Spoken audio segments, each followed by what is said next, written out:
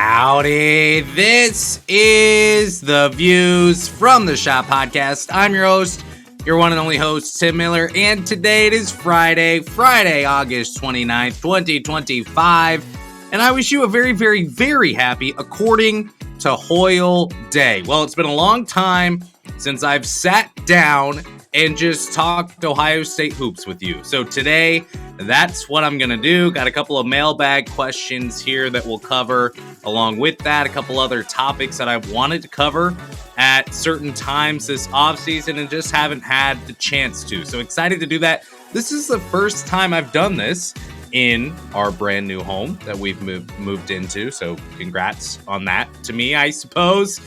And I'm excited. I'm excited to talk Ohio State hoops with you today. So thanks for being here. Make sure you follow on the socials at the Schott Pod on Twitter and on Instagram. You can also subscribe on YouTube. Subscribe wherever you get your podcasts. Give a 5-star review. Shout out the Nut House. That would be super, super helpful. And for free, you can go to viewsfromtheschottpodcast.substack.com. Get some more content there as well. Of course, you can sign up for a paid subscription. You'll know who Ohio State is playing in a secret scrimmage, by the way. That's been known for a couple of weeks there. So feel free to get there as well if you'd like. But thanks for being here today. It's been a minute. It's been a minute since I've been here and just talked about Ohio State basketball. Rather than, I love having guests on. I love having Adam Jardy and Josh Beloha and all of the different players and coaches and all those types of things that we've done. We're not done with that yet, but it's good just to get back to talking Ohio State hoops today. So thanks for being here. Truly do appreciate it. I really do. So let's get into it. Got a couple of mailbag questions here, a couple other topics that we've got to cover as well. First question comes in from Twitter from Will. He asks, do you think starting lineup game one will be the same by the time we get to conference play? And if not, then who swaps out? Well, here's the thing. I think the starting lineup is pretty much set at this point. If you go 1 through 5, you're going to see obviously Bruce Thornton starting at the 1. This is a player who has been absolutely phenomenal for Ohio State in 3 seasons. Yeah, he hasn't been the most clutch. I've talked about that. I've talked about his struggles late in games, and we even talked about on the show past couple of weeks, the floater he missed against Michigan. That obviously was less than ideal. He should have made that shot. I think a lot of us maybe rightfully believe that we could have made that shot too, right? And then we're out there and we probably airball it worse. But Bruce Thornton will play the 1 for Ohio State. He'll be the point guard for the Buckeyes. 19.6 points per 40 minutes last year. That number actually doesn't look that crazy considering his points per game number and the minutes per game that he averaged last year for Ohio State. Averaged 36.2 minutes per game for Ohio State. That was 98th percentile in college basketball. That's courtesy of College Basketball Analytics. His 17.7 points per game, 97th percentile. So he scored in bunches last year for Ohio State. He'll be the 1. And unless there's injury, he's going to start every single game this season for Ohio State. At the 2, you can expect John Mobley Jr. to start for the Buckeyes. This is a player who I think Ohio State rightfully very excited about this season. I'm excited to see John Mobley Jr. and see what he can do this year for Ohio State. Last year, he was solid. He scored 13 points per game by the time the season ended. Something that I talked about a lot was the inconsistency with taking care of the basketball. Turnovers seemed to be a problem for him. And even down the stretch, he had 3 turnovers against Iowa in the Big Ten tournament. He also had 2 turnovers against Indiana in the final game of the regular season. Outside of that, he cleaned it up a little bit, had 1-1-1 turnover, and then a 3-2-5, and then a bunch of ones. So it was kind of up and down for John Mobley Jr. That's where I'd like to see him improve this upcoming season. But outside of that, can you become a better jump shooter from inside the 3-point line?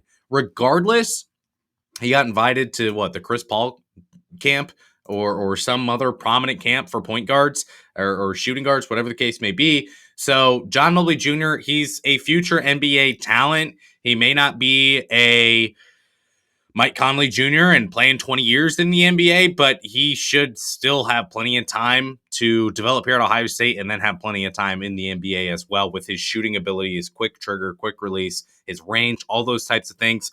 I think you'll see him at the 2. Now, this is where things get a little interesting. Right now, at the 3, it's Devin Royal. And there are questions, there's cautious optimism, there's maybe some who don't believe at all that Devin Royal is going to fit at the 3 for Ohio State. And the question for Royal remains, can you play outside the 3-point line and do that with success? Pulling up his numbers from last year, he averaged 13.7 points per game. His rebounding numbers were really, really good. The offensive rebounding rate at 9.6%, of 65th percentile in college basketball last season, and he was 76th percentile in defensive rebounding rate last season. So can he rebound the ball? Yes, absolutely. Are those numbers going to drop a little bit this year? I don't really think so, because Ohio State's still going to play that 4-out, 1-in system. So that said, I wouldn't really expect much of a difference or drop off in the rebounding numbers for Devin Royal. However, the 3-point shooting, 27.6% last year for Devin Royal. And the year before that, as a freshman, it was even worse, right? Where's he at? 15% as a freshman. So yeah, he did get better slightly. I've heard the 3-point shot is one thing that has really come along for Devin Royal during this offseason. So that's going to help him immensely be able to play outside the 3-point line and not be in the paint. But I also think at the same time, if you're smart, you utilize Devin Royal where he is best. You can tell him you're the 3, you're the starting small forward, all you want. You can draw up actions and you can find ways to get Devin Royal at the block in the paint, because that's where he's really, really good. Very similar to a Zed Key type over the past couple years, where you're a little undersized to play your position, but you can score there. So I would expect Devin Royal to start the 3 in game 1. We'll see how things go with him being able to play the 3. At the 4, I would expect Brandon Knoll. Now, I'll talk about Brandon Knoll later on in the show. This is where you could potentially see some changes in the starting lineup. Christoph Tilley will start at the 5, I think, all season. I don't think it's been a secret that he's been really, really good so far. The early returns for him with Ohio State coming from Santa Clara. Brandon Knoll is kind of the question mark, I would say. Do you slide Devin Royal to the 4? Does Matthew Gruchik get a chance to play and start at the 3 potentially, or something like that? I think the question right now is between the 3 and the 4, between Devin Royal and Brandon Knoll. I would expect the starting lineup to still be the same from game 1 into game 15 or whenever we really get into, I guess it would be game 14, when you get into Big Ten conference play in January. But I think the question there is Brandon Knoll, Devin Royal, how do they develop? Bruce Thornton, John Mobley Jr., Christoph Tilley, they're all going to start from game 1 to the end of the year for Ohio State, as long as there's no injury. Now, if players swap out and there's injury, then you can't really project injury. But overall, I think you've got a pretty good idea of what this is going to look like in terms of starting lineup for Ohio State. Thanks for the question, Will. That came via DM. Some of you guys hit me on DMs. I don't love it, because then I gotta go up and down my DMs and try to put it all together in one place. But all right, it's fine. Will's a good guy. I appreciate him. All right. Derek on Twitter also asking, are we done adding players from the transfer portal? Answer. Well, this was shared in the Substack last week, maybe this week. I don't remember. Puff Johnson is an Ohio State Buckeye just as much as your cousin, who's a second-year econ major, is a Buckeye. He's enrolled at Ohio State right now. He's on campus in Columbus at Ohio State. Is he with the team? No. Puff Johnson's not with the team, but he's fighting to get a waiver approved to get one more year of college basketball. If that is approved, then yeah, he'll be a Buckeye for Ohio State. There's one more spot open on the roster right now for Ohio State. They have 14. Puff Johnson would be the 15th, and that would be a huge add for Ohio State. You're looking for the depth at the 3. That's the big question for Ohio State overall this season. I think if you talk to anyone, if you talk to a fan, if you talk to me, if you talk to anyone who's been on the show, if you talk to someone in the program, if you talk to a media member nationally, when they look at this roster with Ohio State, they question what is Ohio State going to look like at the wing? And that's my biggest question as well. If you get Puff Johnson, is he a game changer? No. Is he a big-time NBA talent? No. but he would be a huge help in terms of his experience and just a depth that he could fill as a small forward for Ohio State, maybe even potentially start over Devin Royal at some point if Royal cannot quite develop there, or maybe Royal gets pushed over to the 4 and Puff Johnson starts at the 3. This is a long-winded answer to say, yeah, Ohio State is done unless Puff Johnson can get a waiver approved. They're done outside of that. The roster at 14, you may not think it's ideal, and I would be totally fine with that. But the 15th guy, if they're going to go add some 1-star or unranked guy or another Miles Harrow type, I don't know how much that really moves the needle other than another body for practice. So that said, yeah, they're done. If Puff Johnson gets a waiver cleared, he'll be at Ohio State and be on the team. Don't see that happening. I haven't heard any optimism for months. There was not really any optimism on Puff Johnson. Even when the news came out that they were in touch with one another, there wasn't really any optimism that this was going to work out. It was just kind of a, hey, I'm going to try to get a waiver approved. And if I do, I'll come to Ohio State. And Ohio State is okay, cool. Yeah. So that's my answer there. Next question. This comes from Bob on Twitter. Got a lot of words here. Let's see what Bob wants to know, shall we? What changes would you make to Value City Arena to make an environment that better supports Buckeye basketball teams? They deserve a setup that allows them to have a true home court advantage. Also, how can we find some decent refs for a change? Well, I have no answer on that second question. I personally try not to get too riled up about refereeing because I think that's a really, really hard job. I think refereeing in basketball is probably more difficult than officiating in any other sport. You look at baseball, you look at football, you have some objective rules, you have some obvious flags that need to be flung. Balls and strikes, I know it's kind of depends on who the ump is that night, and they'll have their tendencies. But man, basketball is tough. It's hard to know, is this a foul? Is this not? And some teams are super physical, others are less physical. So I don't know about that. But the first question, what changes would you like to see to Value City Arena to make an environment that gives them a true home court advantage? I don't know the economics on this, so I don't know if this is even something that's possible. But I think we all recognize that we don't need a third deck at Ohio State to be opened. I think if we could close that off like Ohio State did for the NIT a couple years ago, I think that would help a bunch. Now, the thing with that is you're going to get potentially less butts in seats, or at least you're going to close off the ability for fans to come to games because those are obviously the lowest priced tickets.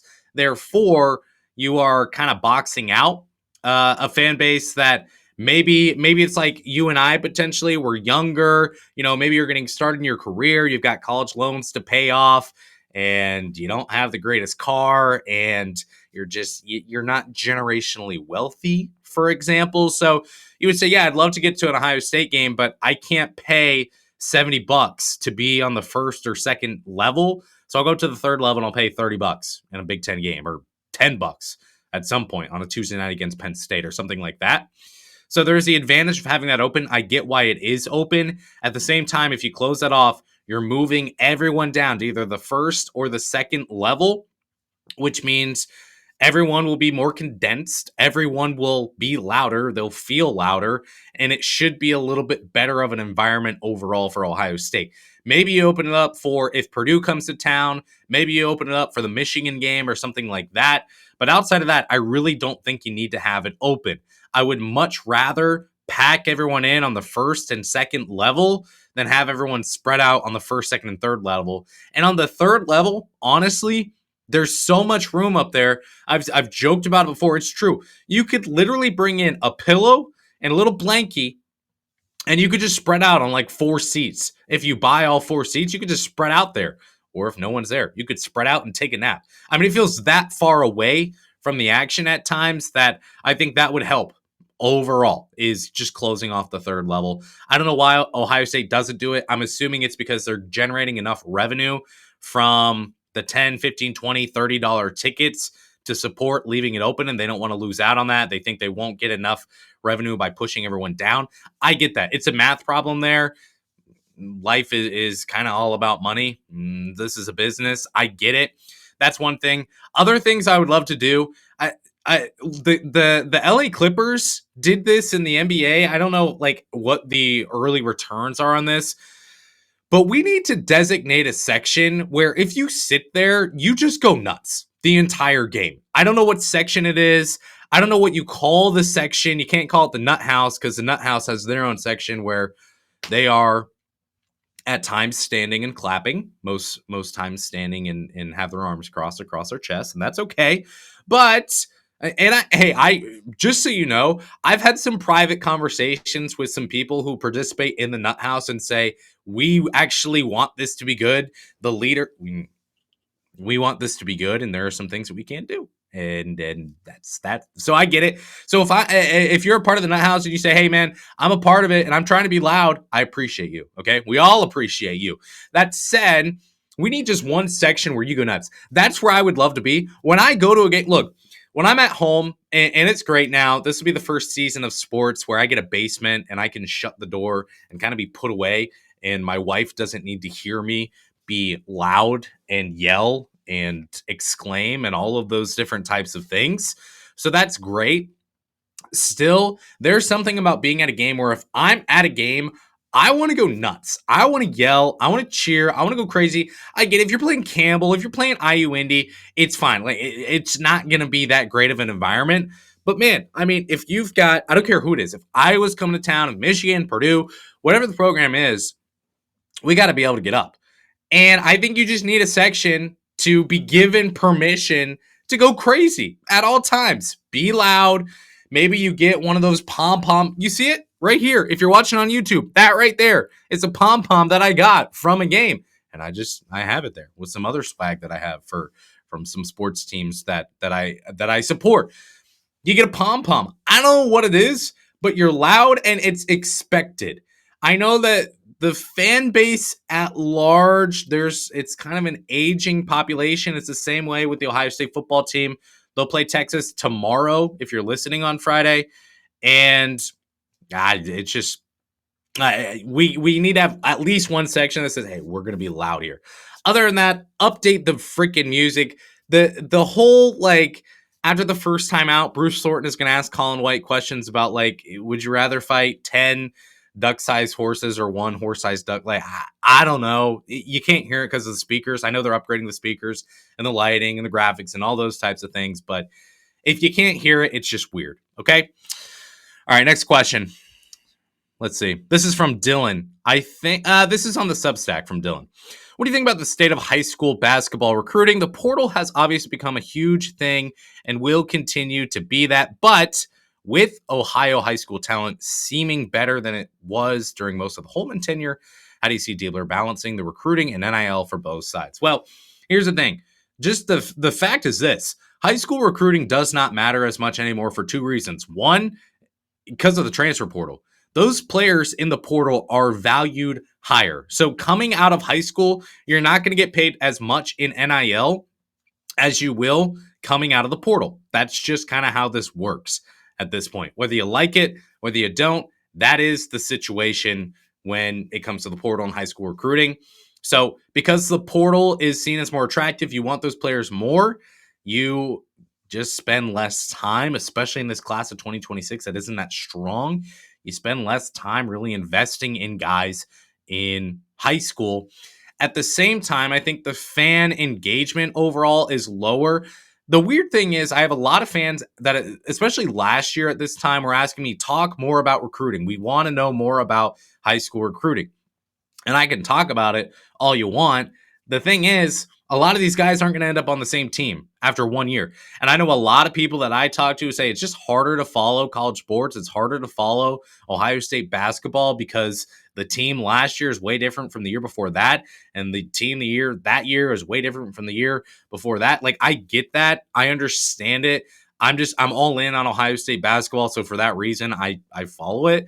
But I think that also really impacts the way fans can engage with Ohio State basketball.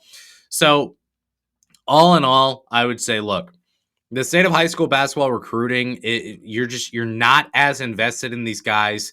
Another reason is because you don't know what your roster is going to look like. At this point, I can take 5 freshmen. I'm going to have like 8 open spots on my team. I don't really want to go in that direction, however. So it's just the lack of engagement the increase in the portal and wanting to get guys there. For all those reasons, we just pay less attention to it. I think Diebler will continue to do the same thing he's kind of done. He'll go after 2, 3, 4 guys really hard in the recruiting classes, and then he'll finish off the roster with the portal. That would be my guess. All right. How about some weirder questions for you? Hypothetical trades.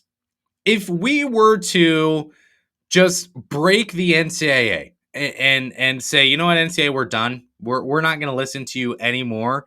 We're going to go CBA. These are going to be employees, and now we can trade players. What would that look like in the Big Ten, for example? I've got a couple of ideas for you. 3, actually, to be specific. If we go across the landscape of other teams in the Big Ten, what could Ohio State do this season to improve its roster? First of all, I look at Price Sanford. Price Sanford is going to be over at Nebraska this year, in case you missed that. I'm going to trade for Price Sanford, and I'm going to send from Ohio State Colin White and Tayson Chapman. Price Sanford has 2 years of experience already under his belt. So essentially, if you're Nebraska, you're saying we'll take some guys that, should improve.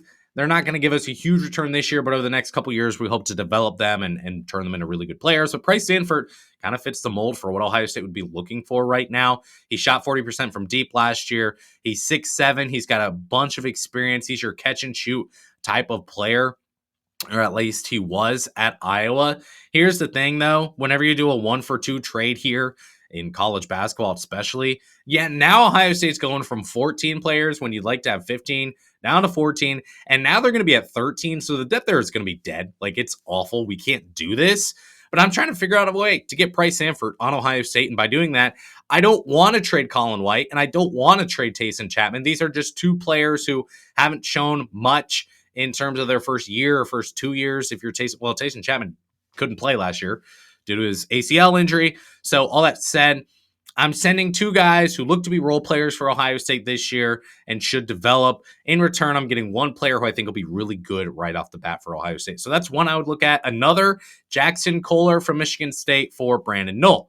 Kohler shot 37% from deep last year for Michigan State. He finally took a step in minutes last year for the Spartans as well. He was 71% at the rim. He can protect the rim, block shots, all those different types of things. Comes from a winning program up there at Michigan State. Maybe that can provide some value as well. Again, we'll talk about Brandon Knoll later on this show, but that's another move I would make. I think you kind of shore up. You have a more of a center type of player. I guess you could say he's kind of a stretch 5 as Jackson Kohler, but overall, I'm taking the guy who's played in the Big Ten and starting to see his minutes grow over a guy who we're going to have to bet on the return of him transitioning from the Horizon to the Big Ten. It's just an idea, folks. It's just an idea. Nick Martinelli, let's do it. Let's get the highest scoring player in the Big Ten last season, who even when it was basically you and I playing alongside him last year due to injuries at Northwestern, we're going to go get him. We're going to go get Nick Martinelli, and we're going to send Devin Royal. Would I do any of these trades in real life? I don't know, but it's August, so we might as well talk about it. Look, Nick Martinelli is 6'7", okay? Just like Devin Royal. He can score from anywhere on the court. He averages 22 points per game last season as well. I don't think, and again, there was no drop-off in his scoring last year. He actually scored more points per game once you had injuries there at Northwestern than he did before the injuries. So he was leaned on even more, and he handled it. He said, okay, I'll go make a couple more shots, coach. Sure, I'll do that. Defense is a question for him, but the ability to play outside is not, where the question is there for Devin Royal. Can he play outside the 3-point line? So with that said, I'd just go scoop up Nick Martinelli. And then you've got Nick Martinelli, you got John Mobley Jr., you got Bruce Thornton, Christoph Tilly. That offense looks really good at that point, doesn't it? If only. Okay. Last topic here. We're going to do buy, sell, hold. What's a stock watch like for Ohio State basketball at large right now? I'm going to do a couple buys, couple sells, couple holds. First one we'll start with is a buy. I'm going to buy Amari Bynum. I don't know what the price is on Amari Bynum right now, but it's too low. This is an NBA player. I spoke to someone who's had the chance to go to some practices and things like that this offseason, look at workouts and just be with the team overall. They're really, really high on Amari Bynum, saying this is an NBA player. Maybe not after 1 year, but after a couple years, this is going to be a guy who goes to the NBA. He's got the size. He's got the build. the stockiness, I guess you could say. I don't know if that's the word, but the broad shoulders of a player who can go to the NBA and handle contact and all those types of things. He's a true stretch for Ohio State, supreme athleticism as well. I don't know how many minutes per game he's going to get this year. It may be lower than he even deserves. But Amari Bynum is a big time pickup for Ohio State. This player, not a lot of people are talking about. I'll talk about him. I'm buying Amari Bynum. Shall we sell? Let's sell. I'm going to sell the home court environment. We already talked about it in this show already. I'm sorry. I'm out on the home court environment. I don't really think that you can fix things by improving lighting or improving the graphics or improving the speakers or anything like that, or trying to force traditions, which you could be pro or anti the Ohio song. Okay. I don't know what your opinion is on that. I don't know your opinion on Ross Bjork, but all that said, I don't think that you can really change it. I think that the student section has to lead it. And along with that, I get it. Like, the team just hasn't been very good. It's hard to get pumped up and excited about Ohio State basketball at this point. So I get why it's a little bit more quiet. I don't really think, I think a lot of people are talking about it. I don't think it really gets solved, at least this year. So I'm going to sell it off. While the excitement is high for everyone else, I'm selling. I'll pass. How about a hold? Matthew Grujic. Grujic? Yeah, whatever. Matthew, MG, as we call him up here in my attic. MG, Matthew Grujic. I'm going to hold him right now. So I was texting someone on him actually this morning. It sounds like he is not necessarily on the Ivan Negavon spectrum. It sounds like he's going to get the chance to play more minutes early on than Negavon did. And Negavon wasn't supposed to play the amount of minutes that he did last season, but he played a lot. Grujic is going to be a regular role player, it sounds like, for Ohio State there at the 3. He may be the first off the bench to go replace Devin Royal. I don't know. But it doesn't sound like this is a guy who plays sometimes, doesn't play most of the time, or he plays 4 minutes per game or something like that. Just a quick sub in, sub out if there's foul trouble or injuries, or whatever the case may be. Sounds like there's a lot of potential here for him to be really, really good at Ohio State. Remember, he is a freshman, so he may need some time to develop here at Ohio State, and he got here really late. This has been the first week on Friday, August 29th. This has been the first full week the coaching staff has been able to see Grujic. So with that in mind, you're not sure necessarily how he's going to look here in a couple weeks. Is he going to grow a lot? Is the potential going to be there? And he's going to start to realize that or not? I'm holding right now. I'm cautiously optimistic on Grujic. One more hold. Devin Royal on the wing. Like I said, the 3-point shooting for him apparently is coming along. I've had too many people all the way back in April when we're talking about the portal and things like that. I've had too many people who are really, really I guess I would say pessimistic. They're pessimistic, and they don't really believe that Royal can cut it at the 3 for Ohio State, that traditional 3 role. So with that said, I would say I'm going to hold on him for now. The 3-point shooting may be there. Overall, we'll see. We'll see. Another sell. Braylon Nash is going to wear 55 this year. I'm probably going to post a tweet at some point today or this weekend on the new numbers, because there are some new numbers for Ohio State this year.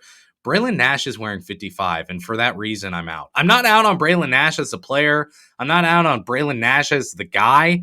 But I'm sorry, you can't be a guard and wear 55. I get it's kind of like the unique, quirky thing that some players are doing now. I think Gonzaga had a guard wearing 50-something. I've seen other players do it. And I get it. I get why you do it. I don't like it. Aesthetically, I don't like it. If you're gonna wear 55, you might as well wear 71 or something like that. Just go all out. Go all in on I'm wearing a weird number. Braylon Nash, happier with the program. It's really cool. You're from Columbus. You get to play for Ohio State. I'm good with all that. Wearing 55, I don't know. I can't really necessarily do that. Another buy. We're going to go back-to-back buys here. Backcourt depth. I'm hearing very, very good things. You've got Bruce Thornton. You've got John Mobley Jr. You've also got Tayson Chapman and Gabe Cupps. The coaching staff has loved Gabe Cupps. I don't know what your opinion is on Gabe Cupps. I know when he came into Ohio State, a lot of people kind of underwhelmed, and I get it because it's the first guy you get, and you're kind of like, man, I want a bigger name. I want a big impact player to come in from the portal. The coaching staff really likes Cupps. He works hard.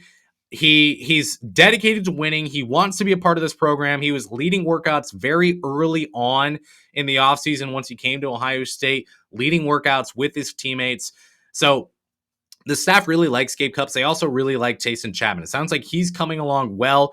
I have to remind people of this. He was a 4-star recruit. He was a top 50, top 60, top 40, depending on where you look, recruit in his class just a couple years ago. He tore his ACL. A lot of people have kind of forgotten about him. In his freshman year, he didn't get a lot of playing time. He looked really timid out there at times with the ball in his hands. But I'm hearing good things about him and Gabe Cupps. So if this backcourt depth is as good as it could be potentially, this could be a really strong team where last year, if you didn't have Bruce Thornton, didn't have John Mobley Jr., Micah Parrish, or Devin Royal on the floor, and a lot of them on the floor at the same time, the offense looked anemic. Hopefully that's not the case this year for Ohio State. Another buy is Christoph Tilly. His price continues to rise, and I continue to buy. Again, I don't know what the price is. I don't know how this works. It's just a buy, sell, hold segment in August. So that's how this works, I guess. I'm in on Christoph Tilly. Continue to hear really, really, really, really good things on Christoph Tilly, how he's able to play behind the three-point line, his defensive ability, his ability to play outside in, and all those different types of things. Christoph Tilly should be a really good player for Ohio State. I've talked to a couple players who have been really, really excited and impressed with Christoph Tilly. They're excited to play with him, so I'm buying Christoph Tilly. I got one more sell, and then we'll go one more buy. Okay? Right now, I'm sorry. I'm selling Brandon Knoll. This is just what I've been told, and it may just be that people are forgetting, but it's the omission of Brandon Knoll whenever I talk to anyone. And I've said this before, I'll say it again. I'm not the end-all, be-all insider for Ohio State basketball, okay? I'm never going to tell you that that's who I am, but I'm very thankful for the opportunity to talk to people within the program, those who are close to the program, all those types of things.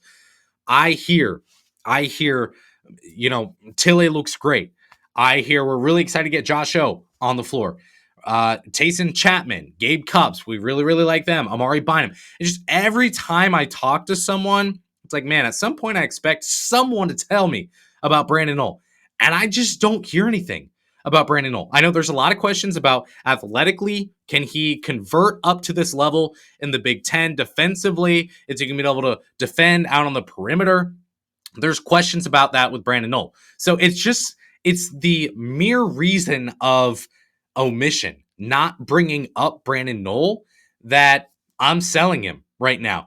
And this may backfire. This may make me look really, really bad, and that's totally fine. Not sure how many people are going to remember that. But all that said, I just, again, every time, I'll get messages and notes upon notes upon notes from people who are watching practices, and Knoll just doesn't get brought up. So I hope he's great. I see him fitting in really well with Ohio State. But from what I've heard right now, I just haven't heard much about him. So for that reason, I'm selling. Last one, I'm buying Ohio State in the non-conference. Have we sat down and really looked at this non-conference schedule? Look, you've got IU Indy, you've got Purdue Fort Wayne, and you've got App State. You should start 3-0. And then you've got Notre Dame, who, let me do this live, I guess. Let me find out where Notre Dame is ranked by Bart Torvik right now. They're ranked 66 by Bart Torvik, okay? I'm just going to tell you their roster. Marcus Burton, Braden Shrewsbury. Okay. Carson Told, Keba G, Jalen Harrelson, Sir Muhammad. A lot of these guys, unfortunately, I'm not familiar with right now. There's a reason they're ranked so low in Bart Torvik. This has got to be a win for Ohio State. It's a home game. It's in November. It's on a Sunday. You should be able to get fans there. That should be a win for Ohio State. You should be at 4-0. And then you should be at 5-0 and 6-0 after you beat Western Michigan and Mount St. Mary's at home. You play at Pitt, and that is on Black Friday. Pitt, kind of a similar situation. They're actually worse than Notre Dame right now in Bart Torvik, and their roster is similar in terms of a lot of players that do we believe in them? Do we not? I don't know. But once you get to that game, you could be looking at 7-0 pretty easily. And then you've got West Virginia. And, well, actually, you're going to have some Big Ten games in there as well. West Virginia, 57th right now in Bart Torvik. Chance Moore, Hunter Huff, Braden Lorient. I think Lorient can play some ball. So you've got some guys there who potentially could produce. But again, they're just ranked so low in Bart Torvik. And we'll see what Ken Palm comes out with when that happens. But I don't know. I don't really believe in West Virginia either. The best ranked team that Ohio State has to play, at least in Bart Torvik right now, North Carolina. They're 18th. Ohio State is 19th.